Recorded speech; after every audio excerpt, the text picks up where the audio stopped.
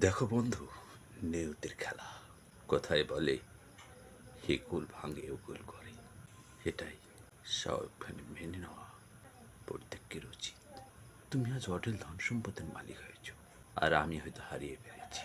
তাতে আমার সৃষ্টিকর্তার প্রতি কোনো অভিযোগ নেই। হয়তো আমার কর্মের ভুল ছিল, সেজন্য এটা হয়েছে। আর হয়তো বিধাতা তোমার প্রতি প্রসন্ন হয়েছে। তার মানে এই নয় যে প্রতিটি পদক্ষেপে তোমার নিজেকে নিয়ে এত ভয়।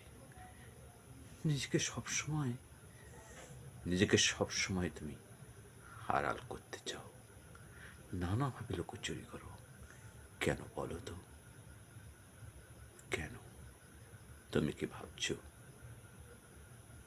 আমি সুযোগ বুঝে তোমার ক্ষতি করার জন্য এসেছি? না, সেই ছোট্টবেলা থেকে আমরা দুইজনে পাশাপাশি চলছি। তুমি সেগুলোকে নিজের মনে রিপ্লে করে দেখো। নাকি ভয় হচ্ছে? আগে আমার অনেক কিছু ছিল, এখন নেই। হয়তো তোমার কিছু মেরে দেব? না বন্ধু, এমনটি ভেবো না। এমনটি আমার দ্বারাই কখনো হবে না। কেন হবে না জানো?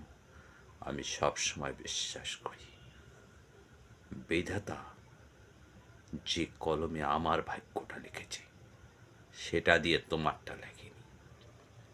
আর যেটা দিয়ে তোমারটা লিখেছে, সেটা দিয়ে আমারটা লেখেনি। কাজেই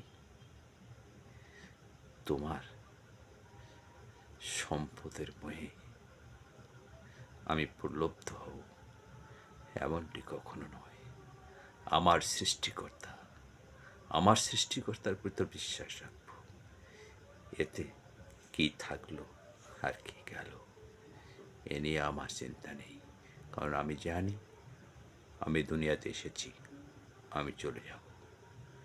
যতটুকু সুখ আমার কপালে ছিল, ঠিক ততটুকু পেয়েছি। যতটুকু দুঃখ আমার জন্য লেখা রয়েছে, ঠিক ততটুকুই পাবো। এর এক চুলো বেশি না। শুধু শুধু ছিলায় সেগুলো আসবে। আমি এর বেশি জীবনে কিছু ভাবি না, আর ভাবতেও চাই না। ধন্যবাদ তোমাকে বন্ধু। তবে একটা অনুরোধ, এই মানসিকতাটা পরিহার করো, পরিহার করো। স্রষ্টা দিতেও পারে, নিতেও পারে। এটাই সত্য কথা, এটাই সত্য কথা।